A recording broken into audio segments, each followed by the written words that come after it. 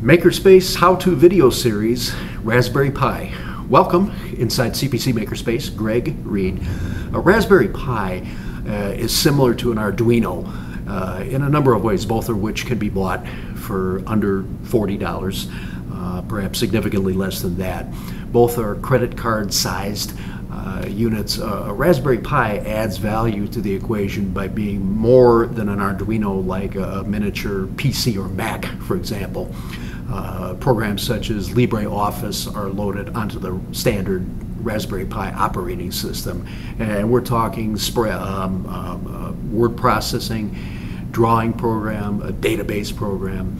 Those are preloaded onto the standard Raspberry Pi operating system. Pis also have some other programs that are very useful and fun. For example, Sonic Pi is something with which one can create music on a Raspberry Pi device. Mathematica, Scratch, and Python are other programs already loaded onto the standard Raspberry Pi software. Python is actually quite lucrative to learn, I understand. Python's the basis for applications such as Instagram and Pinterest. Python is both a scripting language and a programming language, so it has similarities with Java and JavaScript that way. Raspberry Pi is a very useful device to be able to learn programming in those simple languages, and if one can use Python again, there might be some money in it for them down the road. I mentioned the standard Pi operating system. It's called Raspbian, R-A-S-P-B-I-A-N, produced by an English company that produces the devices as well.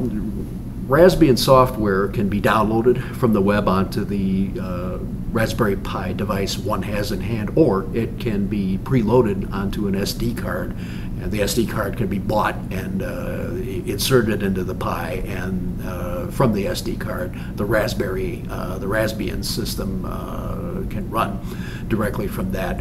A term kind of came about, an acronym from this preloaded software used with the Pi. NOOBS, NOOBS, stands for New Out-of-Box Software, and usually that refers to the Raspbian operating system that's preloaded onto an SD card one uses with a Raspberry Pi.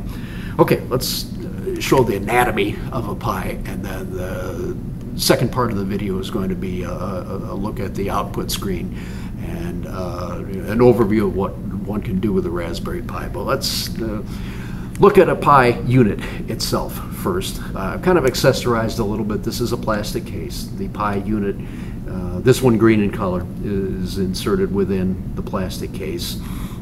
There are 4 USB ports that one can use with the Raspberry Pi. 2 I have in use here. These 2 are free. There's also an Ethernet port that one can use to, yes, interface a Raspberry Pi with the web. And Epiphany is the browser that a Raspberry Pi uses with which to navigate the World Wide Web. The power source for a Raspberry Pi is something very similar to a cell phone charger, and that's what I have powering this Pi here in particular. The monitor for a Raspberry Pi is kind of neat. There's some choices there. An HDMI cable, and here's the one on this Pi right here, can be inserted either to an HDMI compatible standard monitor that you might have with your PC, or one thing we've seen with a number of Pis to this point, a very small scale touchscreen monitor. And here's the HDMI cable, the other end of it, inserted into that monitor. So we're going to have some fun in a moment, and we're going to take a look at the screen of a Raspberry Pi, and I'll show you some of the programs that are loaded on it. Stay tuned.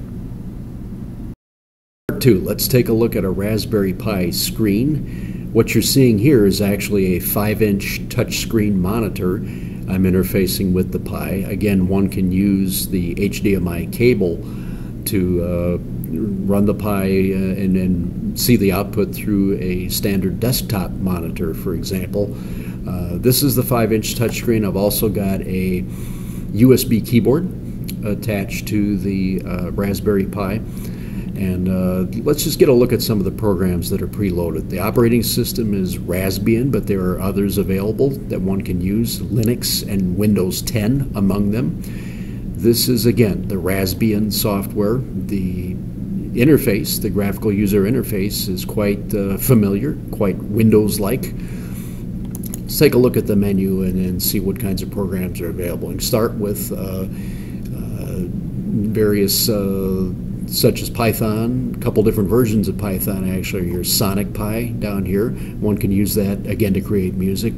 Wolfram and Scratch and Mathematica, a couple other programs preloaded. Again, Pis are great for learning how to program in a relatively benign setting, as it were. Next on the Start menu, the Office programs. Mentioned those in the first segment. Word processing program, there's a database program, there's a drawing program. Next on the Start menu, Internet. Epiphany is the web browser that is within the Raspbian operating system. One can use Cougar Web, or one can use Ethernet to be able to work with the Raspberry Pi. And again, those are other examples of how the Pi, more so than the Arduino, mimics a very small version of a PC or a Mac. And there's a couple of games, of course, loaded on Raspbian software and other accessories. Quite useful.